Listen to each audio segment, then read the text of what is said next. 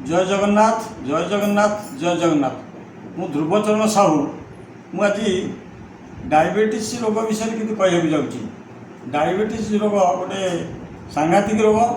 ये रोग जेकोसी लोक को हुए से सहजरे भल होने मृत्यु पर्यंत रही थाए। आम ये डायबिटीज रोग किपरि नहब से तार प्रतिकार विषय में किसी कहूँ। देखु जेकोसी लोक जदि दैनंदिन कार्यकलाप दैनंदिन किसी कार्य कर कि बाट चलो ठीक खाइब ठीक समय खाइब ठीक व्यवधान खाइब ठीक भाव दिन को 3 लिटर प्रति 2 घंटा व्यवधान पानी पीथब आ ठीक निद्रा जाऊथब ताले डायबिटीज रोग हवाटा टे कष्टसाध्य। खाद्यपेय अच्छी डायबिटीज खाद्य कहले जेकोसी गोटे लोक जदि अति पृथलाकाय होता तार 35 वर्ष ठू 50 वर्ष भितर अधिकांश लोक डायबिटीज होवार संभावना थाए।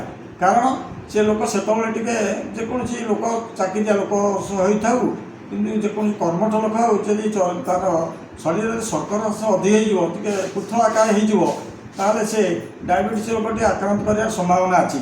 से कौन करा टे पृथलाकाय लोक दैनंदिन डायबिटीज रोग को माने अवरोध करने गोटे लोक किसी बाट निश्चित भाव चलवा द्वारा रोगटा बहुत नियंत्रण हो पाए।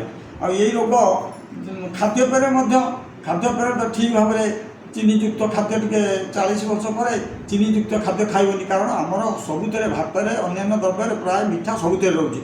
आग काले लोक मैंने चीनी पाऊन चीनी खाया पाऊन से लुण चाह खाई जीवन यापन करुले कौन जिन शाग पत्र इत्यादि घरे खाऊले ये माने आरामदायक खाद्य से खाऊन तेल अधिक खाऊन। बर्तमान जो तेल आसूची जेकोसी अन्य मसला आसूची से सब अपमिश्रण होने साकू टे जगिए तेल जातीय खाद्य टे कम खाइबे।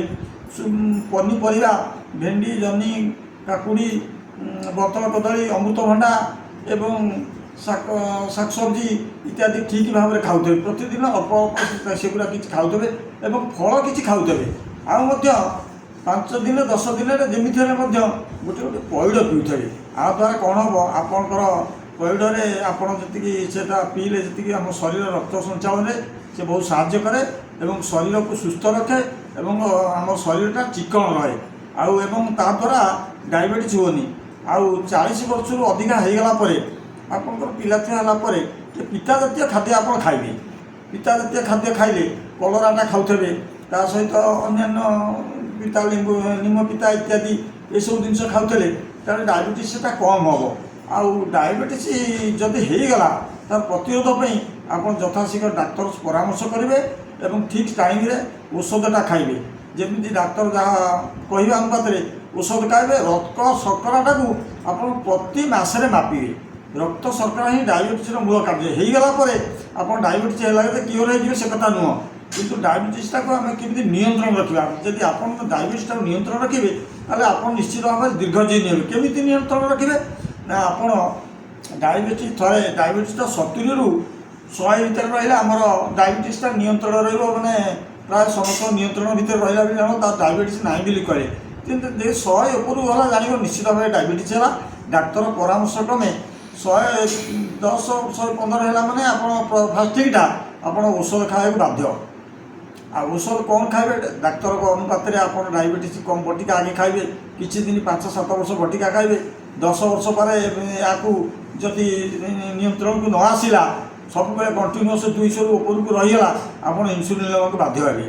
कारण इन्सुलिन नले सेटा आप हार्ट उपर को अन्य किडनी उपर को ब्रेन आखि उपर को एगुड़ा किसी प्रेसर पड़े। डायबिटीज मुख्य कारण हूँ से रोगटा जिते निजे मारात्मक नुह से अन्य रोग को नहीं आसो। कौन डायबिटीज दीर्घ दिन होगले आप किडनीटा खराब करदेव हार्टा खराब करदेव एवं आखि की खराब करदेव। ये 3टा रोग को से शीघ्र नहीं आसो। तेणुक आप यथाशीघ्र डायबिटीज रोग सतर्क रुहतु। खाद्य पानीय एगुड़ा ठीक भाव में करूँ निद्रा ठीक भाव में जातु आपंकर डेली कार्य किसी करूँ आप कार्यशैली बदल रखु एवं ठीक भाव में चलतु ये रही डायबिटीज ठीक रहा।